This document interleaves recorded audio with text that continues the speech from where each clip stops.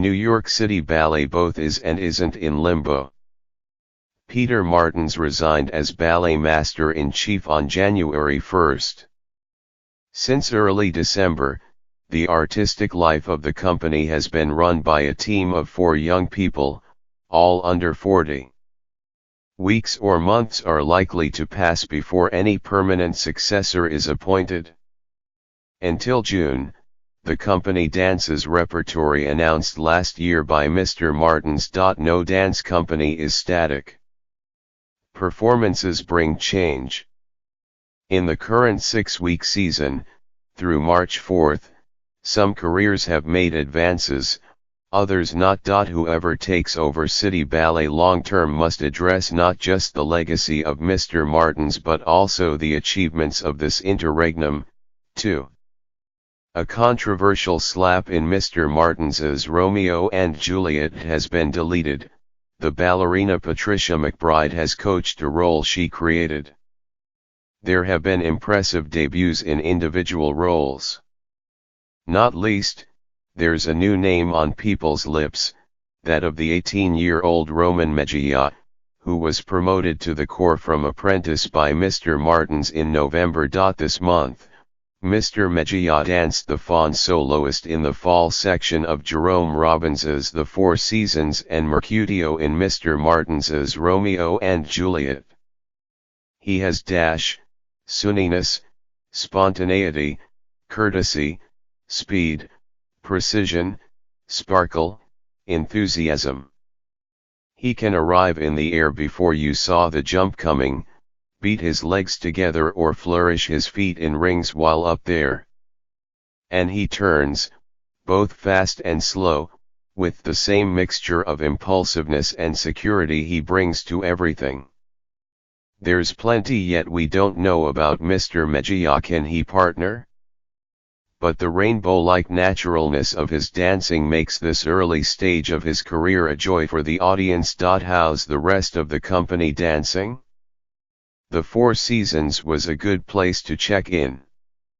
Fall, in which the faun character accompanies a lead couple, was exuberantly performed by 2 casts, Tyler Peck, Joaquin Deleuze and Daniel Ulbricht, and Ashley Buder, Zachary Catazaro, and Mr. Mejia. I remember the illustrious first 2 casts of this ballet in 1979, when Patricia McBride and Mikhail Baryshnikov alternated with Suzanne Farrell and Mr. Martins, but those memories did not stop me from finding Ms. Peck and Mr. Deleuze glorious. And Mr. Ulbricht is another who knows plenty about staying longer in the air than seems possible. Ms. Buder, now often so mannered in ballets by George Balanchine, was at her freest and blithest. And Mr. Catazaro, though his powers in bravura technique are limited, showed more blaze and sweep than ever before. But neither Sarah Mearns, juicy but harsh, nor Sterling Hylton, sweet but pallid, gives Robbins's spring choreography full radiance or élan, nor do their partners, Jared Angle and Chase Finlay. Both the summer ballerinas, the splendid but usually cool Teresa Reichlin and the lovely but withdrawn Ashley Laracy, are cast against type.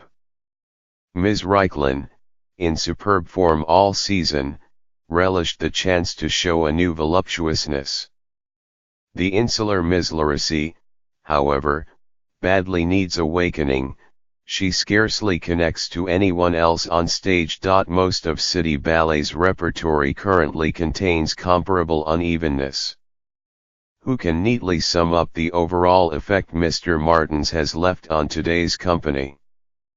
The one he inherited in 1983 was superlative. Within 10 years, most of that dance quality had diminished appallingly, with the loss of central energy. Many of the most important classical ballets were looking like pretty little items of confectionery. And too many company alumni who had worked with Balanchine, the company's founder choreographer, and Robbins were banished. Yet the last 10 years have brought a remarkable recovery. How can the same man have presided over such a decline and then such improvement?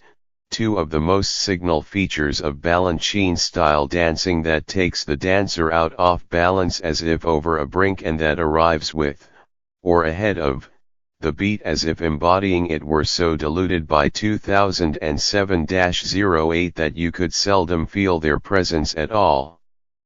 That's far less true these days. Energy isn't always ideally directed, but it is far higher than it was earlier this century. Three ballerinas in particular showed a marvelous command of Balanchine this winter: Maria Kowrowski, Tyler Peck, and Teresa Reichlin. Sarah Mearns, as in the fall, was dancing at peak strength, but often serving her own self-dramatizing intensity more than the subtler demands of the roles. Mr. Martins's record with new choreography is similarly baffling. From the first, he made City Ballet the world's foremost showcase for choreographic commissions. With its treasury of ballets by Balanchine and Robbins, it can lay claim to have been that all along, but the difference was that Mr. Martins brought in more outsiders. In the last century, however, this policy paid lousy dividends. Bad new ballets can be found the world over, but they're groomer when seen in the house of Balanchine. This century changed that.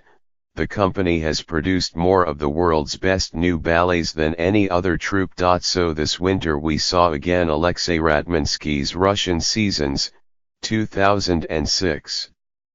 This remains a wonderfully mysterious and poetic piece that often tugs at the heart. But the Seasons repertory, scheduled months ago by Mr. Martins, also contained 21st century rubbish. Why on earth were we asked to revisit Angelin Prolzhakij's Spectral Evidence, 2013, and Mr. Martins's The Red Violin, 2006? Some bad ballets are at least engrossing, these are bores. I watched 5 casts of the Martins Romeo. There's lots to say on individual casts, but this Romeo seldom changes the pulse. There's more humanity anywhere in the Four Seasons and Russian Seasons.